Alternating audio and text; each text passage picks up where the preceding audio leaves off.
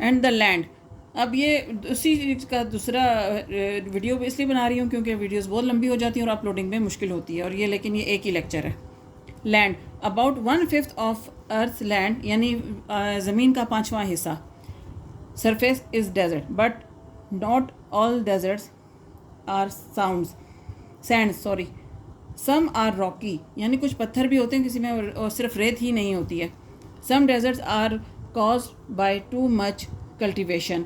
Cultivation यानी क्या है, जब हम दरख्त काट देते हैं वहाँ पे जो है घास तक नहीं छोड़ते, सिर्फ ज़मीन रहती है, तो खुश्क होने के बाद जो है वो सहरा में बदलती चली जाती है।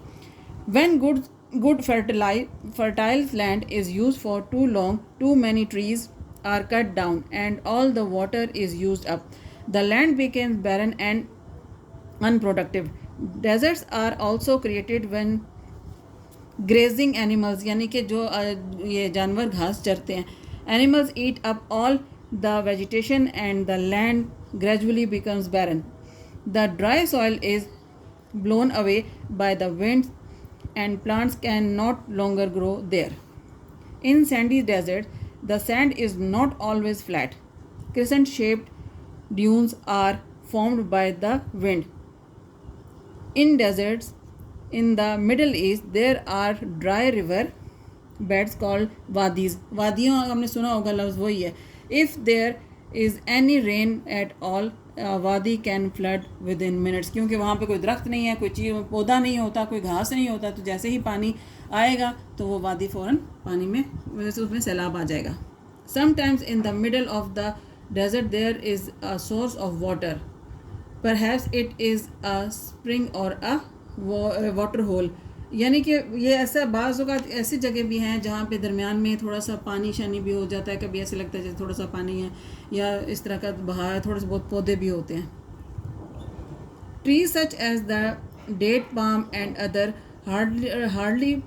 hardy plants can grow around it. Often a small settlement forms around the spring. Such an area is called an oasis, plural oasis. इसका मतलब ये है कि जो मौसम होता है बाज़ का आता है सिर्फ यहाँ पे थोड़ा सा बाहर के मौसम में यहाँ पे थोड़ा सा पानी शानी आ जाता है, जिसकी वजह से थोड़ी सी आबादकारी, जो लोग कबायली होते हैं इधर से उधर ट्रैवल करते हैं वो आ जाते हैं, वो कुछ अर्सा वहाँ रहते हैं, तो फिर वो उसको ऐसी जगह को जहाँ पे जो कभी कभी आबाद होती है उससे थोड़े से बहुत पौधे शौधे पानी होते हैं उसको नखलिस्तान कहा जाता है.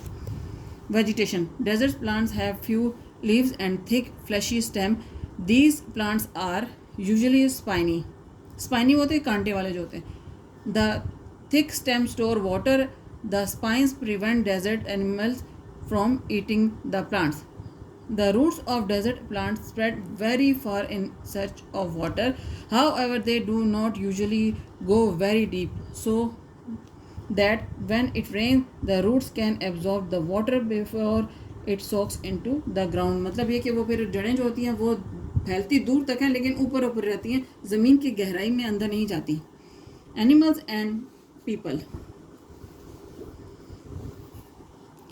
Desert may be dry and unwelcoming for people, but they are not without animal life.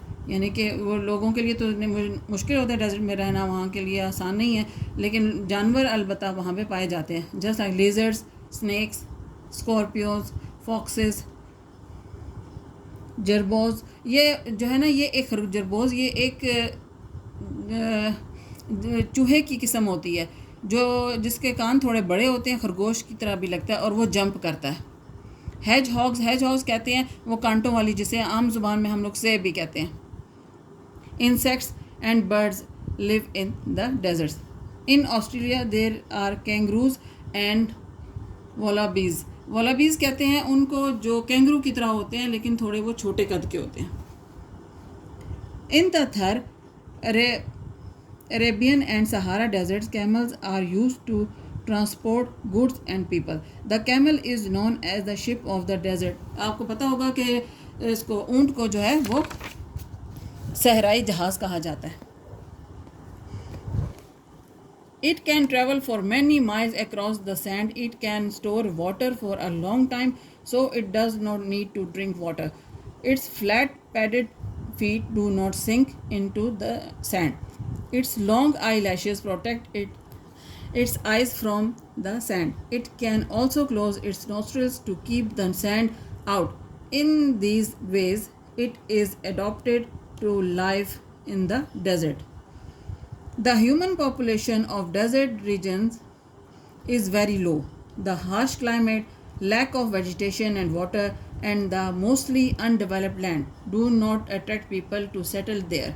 Mostly nomadic tribes यानी खाना बदोश जो कबाइल होते हैं लाइक बदूइन इन अरेबिया. बदूइन यानी कि जो जिनको आम ज़बान में बद्दू हम लोग कहते हैं ना, वो कि सऊदी अरब के में बद्दू रहते हैं, वो उन लोगों को बदूइन कहा गया यहाँ पे.